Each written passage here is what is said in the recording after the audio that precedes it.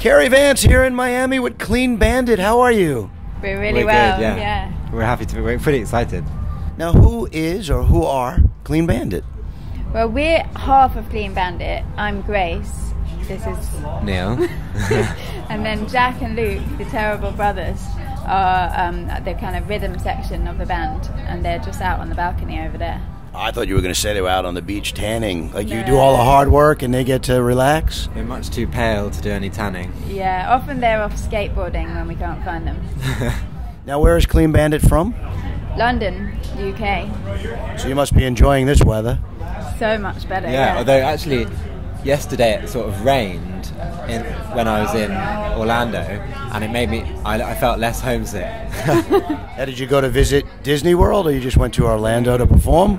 We just had a show. We haven't had time to go to Disney World. No, the show was really fun though. It's the second time we performed there, and it was amazing. Now, speaking of amazing, your first single, or not the first single, well, maybe it was the first single, but the single that America knows you for is Rather Be, which won a Grammy this year. Yeah, well, I hear it's all thanks to you, actually. Someone was telling me over there. Well, I appreciate that. No, it's because of great music. It's the music that you did. But no, it's your label team. It's John Boulos. It's Tommy Nappy. It's your team and your music. Amazing.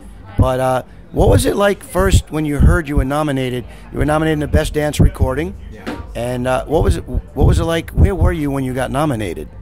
I was in bed. You were in bed? Yeah, it was a good reason to get up. At a party with our manager, and I found out because I think like Kylie Minogue like announced it on Twitter or something, and I told our manager, and he didn't believe me, and he was like trying to tell me, he was like, Neil, maybe next year. Maybe next year. It didn't happen. Like, you're wrong.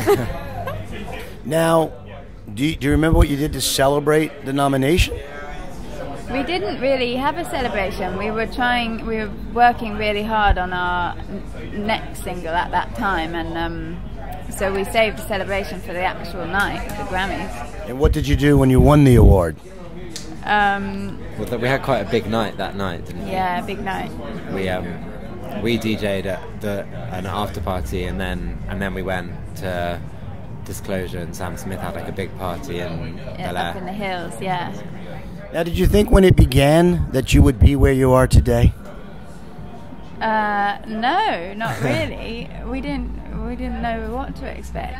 I mean, we started playing together.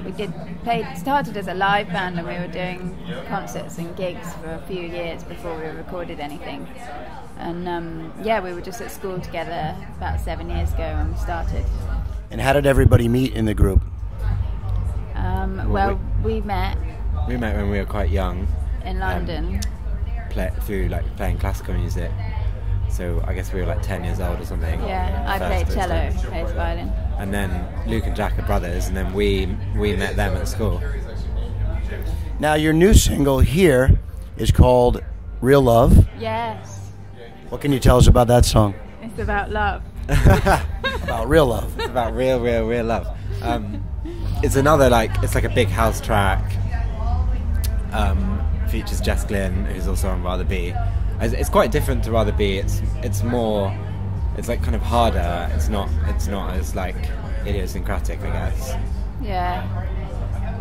Yeah, we feature loads of different singers on our album, New Eyes, and these two singles both feature the same singer, who's from the same area in London as us, by the way.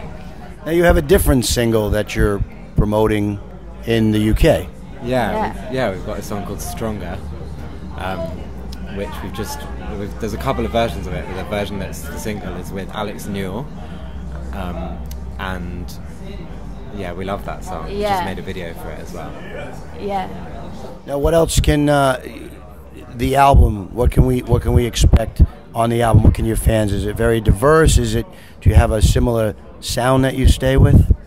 Quite diverse, actually. It's spanning a load of different musical styles that kind of get merged together and kind of happen in quite an organic way. And there's some kind of reggae, some UK garage, drum and bass, and then the house that you hear on Rather Be. There's a few songs in that kind of style. There's a song called Extraordinary, which features a really young singer called Shana Bass, and that's kind of that's probably the most similar to Rather Be on the album.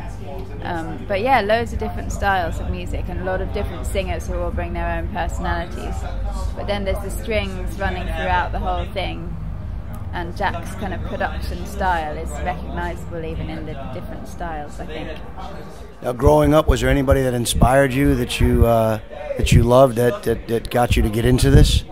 Well, I guess Grace and I have both always been into like UK dance music, especially like garage, and then like more recently, like I guess like around 2009, 2010, like the kind of dubstep scene, and where that overlapped with like grime and sort of techie side of that as well.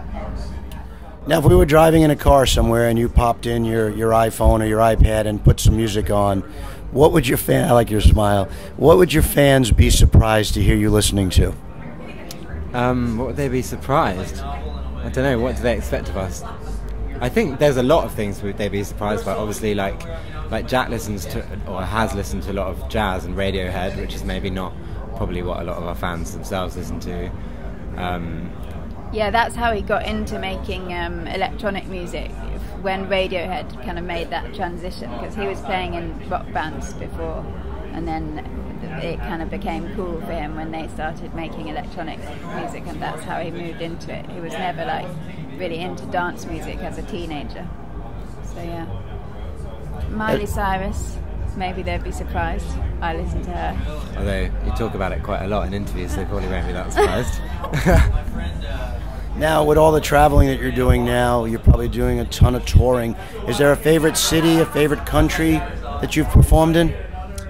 I'll never probably like anything more than performing in London. Like, we just performed like our biggest ever show, Ali Pali in London, which was like 10,000 people, and it was right near where Grace and I grew up, and that was quite kind of special. Yeah, our parents just walked there from their house. So it's like right next to the door.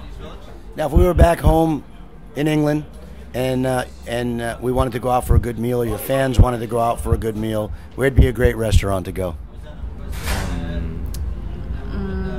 The River Cafe is nice. Yeah. Where's that? In Barnes, in London? It's just up on the outskirts of London, but I've never been there, but it's supposed to be really special. Yeah, it's delicious.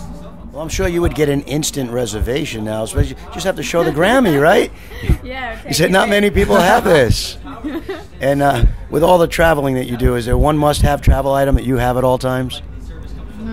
I've got, well, I've lost it, but it is my must-have travel item, which is, it's like a wax candle, but it's not actually a candle, it's an electric light, but it has like a flame sort of that flickers, and so it creates like candlelight, and it's nice to have in your tour bus bunk. So instead of asking if people want to find out more information about Clean Bandit, where can they go? If somebody finds your candle and wants to return it, what should they do? They can contact our Clean Bandit Twitter or our Instagram.